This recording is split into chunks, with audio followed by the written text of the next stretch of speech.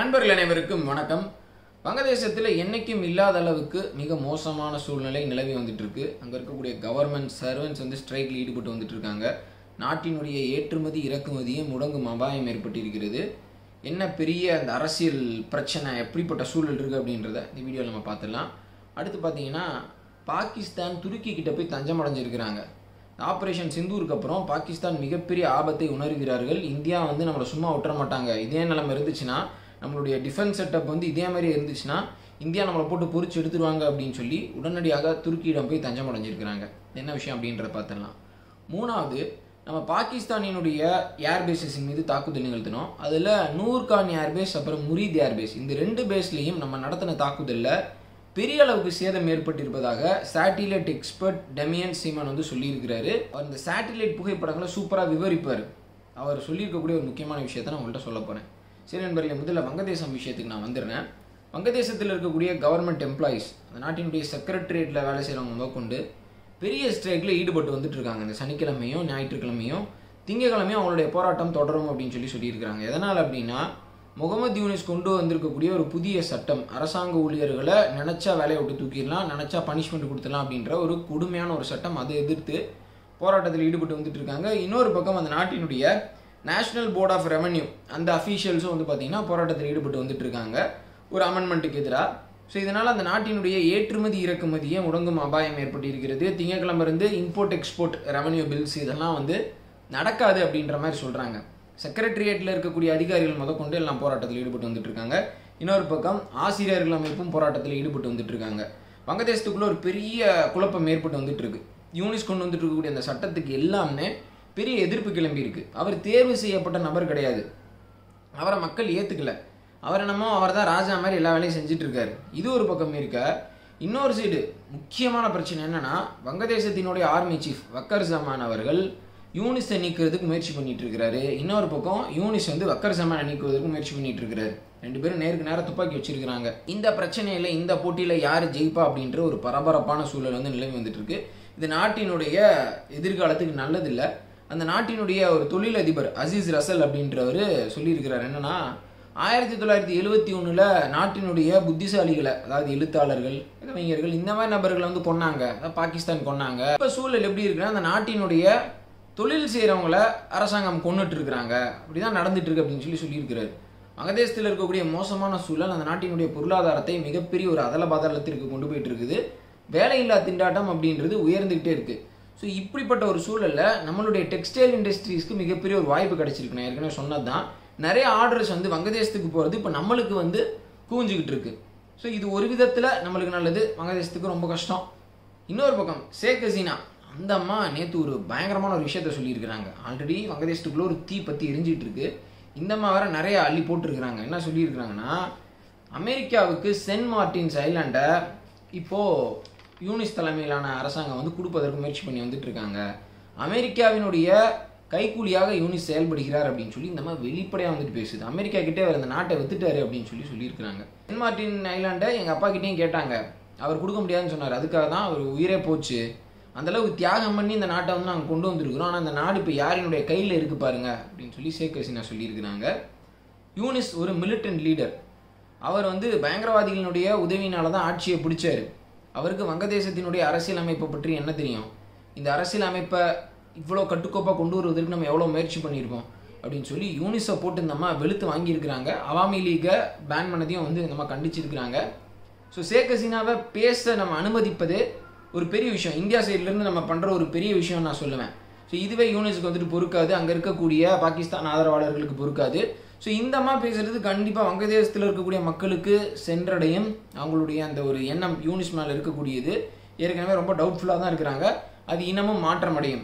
ஷேக் ஹசீனா பேசுகிறதை எப்படியாவது தடுத்து நிறுத்திடணும் அப்படின்னு சொல்லி இந்தியா கிட்ட பல முறை யூனிஸ் அரசாங்கம் கோரிக்கை வச்சாங்க. அதெல்லாம் நம்ம கண்டுக்கல. அவங்க பண்ணுறது மட்டும் சரியா?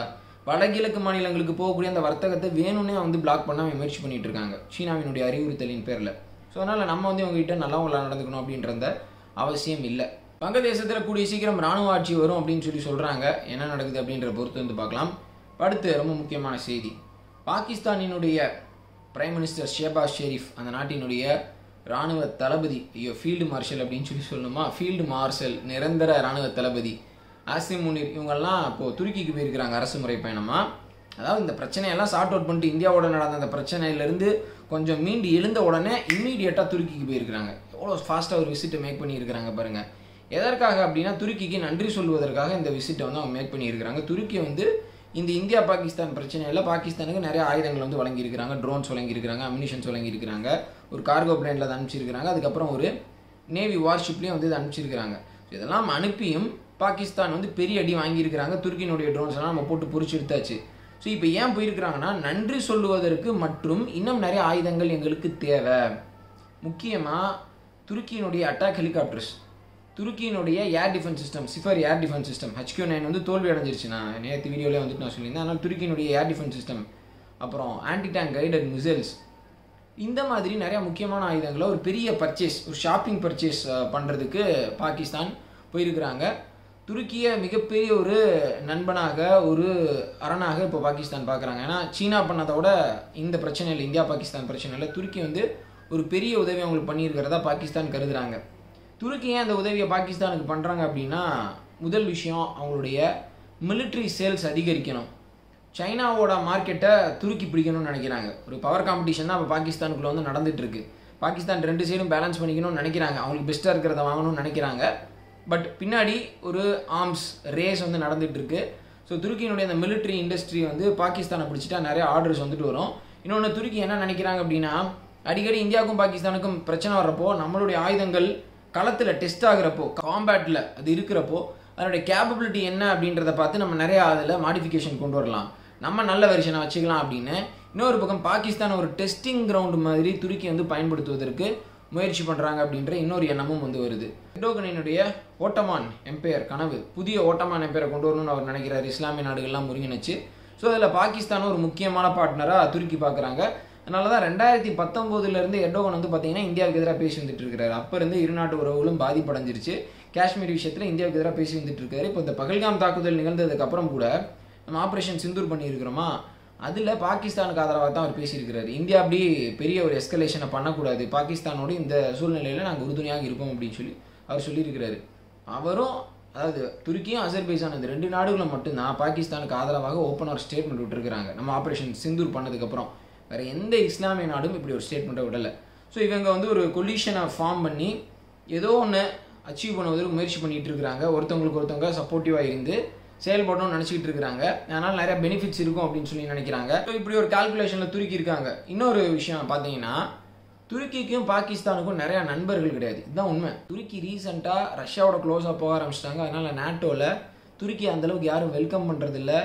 துருக்கிக்கு முக்கியமான டெக்னாலஜிஸை கொடுக்கக்கூடாது அப்படின்னு சொல்லி நேட்டோ மெம்பர் கண்ட்ரிஸ் முடிவு பண்ணியிருக்கிறாங்க. ஏன்னா துருக்கி வந்து ரஷ்யாவோட க்ளோஸாக போயிட்டு இருக்கிறாங்க, அவங்களோட எதிரியோட க்ளோஸாக போயிட்டு இருக்காங்க.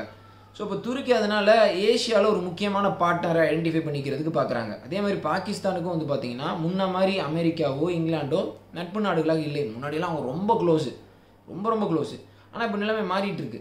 அதனால் மியூச்சுவலாக பெனிஃபிட் ஆகிக்கணும் அப்படின்னு சொல்லியும் இந்த அலையன்ஸ் வந்து அடுத்த கட்டத்துக்கு போய்கிட்டு இருக்கு அப்படின்னே சொல்லலாம். துருக்கி விஷயத்தை பொறுத்த வரைக்கும் அடுத்து ஒரு ஆட்சி மாற்றம் நிகழ்ந்தால் துருக்கியில் எர்டோகனுக்கு பதிலாக அங்கே முக்கியமான ஒரு எதிர்க்கட்சி தலைவர் ஒருத்தர் இருக்கார்.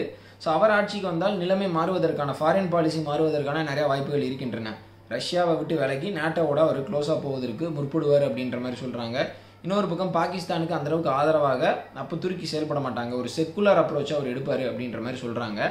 எம்எம்ஓக்ளூன்னு நினைக்கிறேன் அவர் பேர். இப்போ இந்தியாவோடு இருக்கக்கூடிய உறவுகள் வந்து பழையபடிக்கு அந்த எம்எம்ஓக்ளூ வந்தால் ரிலேஷன்ஷிப் நார்மல் ஆவதற்கான வாய்ப்பு இருக்குது. ஏன் அப்படின்னு கேட்டிங்கன்னா, இந்தியாவை பாகிஸ்தானுக்காக இழக்க துருக்கி மனதார விரும்பவில்லை. துருக்கியில் இருக்கிறவங்க, அதாவது நான் சொல்கிறது அங்கே இருக்கக்கூடிய செக்குலர் பாப்புலேஷன், முக்கியமாக புத்திசாலிகள் அப்படின்னு சொல்லி அந்த நாட்டில் இருப்பாங்கல்ல, ஸோ அவங்கெல்லாம் இந்தியாவை இழக்க விரும்பவில்லை. ஏன்னா இந்தியாவோட நிறையா பிஸ்னஸ் வந்து துருக்கிக்கு நடந்துகிட்டு இருக்கு. அந்த செலிபி அப்படின்ற இந்த நிறுவனத்தோட ரெவன்யூ இப்போ நம்ம பேன் பண்ணோம்ல, பெரிய அளவுக்கு ரெவன்யூ 70% இந்தியாவிலேருந்து தான் வந்துட்டு வருது. டூரிஸ்ட் நம்ம நிறையா போகிறோம். அதனால் டர்க்ஸ் வந்து எப்பயுமே ஒரு விஷயத்தை ரேஷ்னலாக அடிப்படையாக தான் வந்துட்டு பார்ப்பாங்க.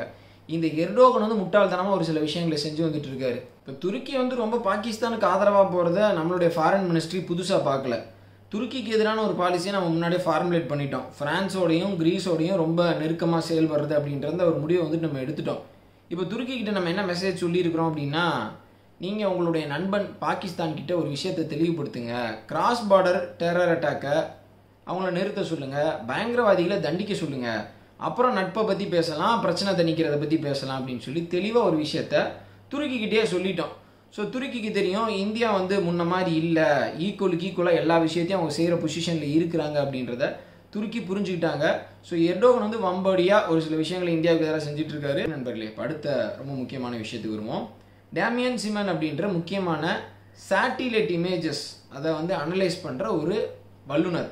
ஸோ அவர் தொடர்ச்சியாக அந்த ஆப்ரேஷன் சிந்தூருக்கு அப்புறம் நம்ம நடத்தின அந்த தாக்குதலில் பாகிஸ்தான் ஏர்பேஸுக்கு ஏற்பட்ட அந்த டேமேஜை பற்றி கண்டினியூஸாக விஷயங்களை விவரிச்சுக்கிட்டே இருந்தார். இப்போ அவர் என்ன சொல்லியிருக்கிறாருன்னா, பாகிஸ்தானினுடைய நூர்கான் ஏர்பேஸ், முக்கியமான ஏர்பேஸ், பாகிஸ்தானினுடைய ஆர்மி ஹெட் குவார்ட்டர்ஸ்லேருந்து 10 கிலோமீட்டர் தள்ளி தான் இருக்குது. இந்த நூர்கான் ஏர்பேஸில் ஒரு முக்கியமான காம்ப்ளெக்ஸு டோட்டலாக இப்போ டெஸ்ட்ராய் ஆயிடுச்சு. அதாவது அந்த காம்ப்ளெக்ஸுக்கு ஒரு பெரிய சேதம் ஏற்பட்டிருக்கு. அதனால அந்த காம்ப்ளெக்ஸை இப்போ பாகிஸ்தான் வந்து டெஸ்ட்ராய் பண்ணியிருக்கலாம் அப்படின்ற மாதிரி அவர் சொல்லியிருக்கிறாரு. இந்தியா தாக்குதல் நிகழ்த்தணும்னு நினச்சதை விட அந்த இடத்துல டேமேஜ் ரொம்ப அதிகமாக ஏற்பட்டிருக்கிறது, ஒரு பெரிய ப்ராட் டேமேஜ் ஏற்பட்டிருக்கு அப்படின்னு சொல்லி அவர் சொல்லியிருக்கிறாரு. ஸோ நூர்கான் ஏர்பேஸில் பாகிஸ்தான் நிறையா இழந்திருக்கலாம். ஸோ ஒரு கட்டிடத்தையே ஒட்டுமொத்தமாக வந்து அவங்க எடுக்க வேண்டிய சூழல் ஏற்பட்டிருக்கு அப்படின்னா அதில் இருக்கக்கூடிய எல்லாமே காலியாக இருக்குது அப்படின்னு தான் அர்த்தம். அடுத்து வந்து பார்த்தீங்கன்னா முரீத் ஏர்பேஸில் மிகப்பெரிய ஒரு டேமேஜை நம்ம பாகிஸ்தான் ஏர்ஃபோர்ஸ்க்கு வந்து கொடுத்துருக்குறோம். அதில் ஒரு குறிப்பிட்ட பில்டிங்கை வந்து நீங்கள் பார்த்தீங்கன்னா தெரியும், அதுக்கு முன்னாடி ரெஃபரன்ஸ் இமேஜில் எந்த ஒரு சேதமும் இல்லை. அடுத்து இருக்கக்கூடிய அந்த இதில் பார்த்தீங்கன்னா ரூஃபில் பெரிய டேமேஜ் ஏற்பட்டிருக்கு. இப்போ ரூஃபில் டேமேஜ் அப்படின்னா ரூஃபுக்கு மேலே மட்டும் டேமேஜ் இல்லை, உள்ளேயும் பெரிய அளவுக்கு டேமேஜ் ஏற்பட்டிருக்கும். ஸோ அந்த பாமோ மிசைலோ அந்த ரூஃபை தொலைச்சிட்டு உள்ளே தான் பெரிய சேதத்தை வந்து ஏற்படுத்தும். நீங்கள் பாகவல்பூரில் அந்த ஜெய்ஷ் இ முகமது இயக்கத்தினுடைய அந்த தலைமையிடம் மீது நிகழ்த்தப்பட்ட அந்த தாக்குதலில் பார்த்தீங்கன்னா தெரியும், மேலே கட்டடத்தை தொலைச்சிக்கிட்டு உள்ளே பெரிய சேதத்தை ஏற்படுத்தியிருக்கு, உள்ளே தான் பெரிய இழப்பு வந்து நிகழ்ந்தது, பெரிய அளவுக்கு பலி எண்ணிக்கை அங்கே தான் ரொம்ப அதிகம். ஸோ அந்த மாதிரி இங்கே அந்த கமாண்ட் அண்ட் கண்ட்ரோல் பில்டிங்கோட அந்த ரூஃபில் ஏற்பட்ட அந்த சேதத்தினால அதுக்குள்ளே இருக்கக்கூடிய முக்கியமான அசெட்ஸ் வந்து காலியாகி இருக்கலாம் அப்படின்ற மாதிரி வந்து சொல்கிறாங்க. ஸோ பாகிஸ்தான் அவங்களுடைய அந்த ஏர்பேஸஸில் இழந்தது மட்டுமே பல பில்லியன் டாலர்ஸ் இருக்கும் அப்படின்ற மாதிரி கூறப்படுகிறது. டேமியன் சிமன் அப்படின்றவர் தொடர்ச்சியாக அந்த சேட்டிலைட் இமேஜஸை ரிவீல் பண்ணி அதை பற்றின அந்த அனலிசிஸ் போடுறது பாகிஸ்தானை சேர்ந்தவர்களுக்கு மிகப்பெரிய ஒரு எரிச்சலை ஏற்படுத்தி வந்துட்டு இருக்கு. என்னடா நம்ம வந்து ஒரு நரேட்டிவை செட் பண்ணணும்னு ட்ரை பண்ணுறோம், நம்ம போரில் ஜெயிச்சிட்டோம் அப்படின்னு உலகத்துக்கு காட்டணும்னு நினைக்கிறோம், இந்தியாவுக்கு வந்து 6 ரஃபேல் போச்சு அப்படி இப்படிலாம் நம்ம அப்படியே ப்ரொஜெக்ட் பண்ணணும்னு நினைக்கிறோம். ஆனால் ஒரு பக்கம் இந்த மாதிரி நம்மளுடைய அந்த பொய்யெல்லாம் உடச்சி நம்மளை அவமானப்படுத்துகிறாங்களே, நம்மக்கிட்ட எந்த சேட்டிலைட் இமேஜஸும் இல்லையே அப்படின்னு சொல்லி பாகிஸ்தான் புலம்பிக்கிட்டு இருக்கிறாங்க. உண்மையிலே சொல்கிறேன், இந்த நம்பருக்கு டேமியனுக்கு தொடர்ச்சியாக பர்சனல் மெசேஜஸ் நிறையா போயிருக்கும் பாகிஸ்தானிஸ் கிட்ட இருந்து. நீ இப்படி போடுறது நிறுத்து, இந்தியாவுக்கு ஆதரவாக பேச அப்படிலாம் போயிருக்கோம்.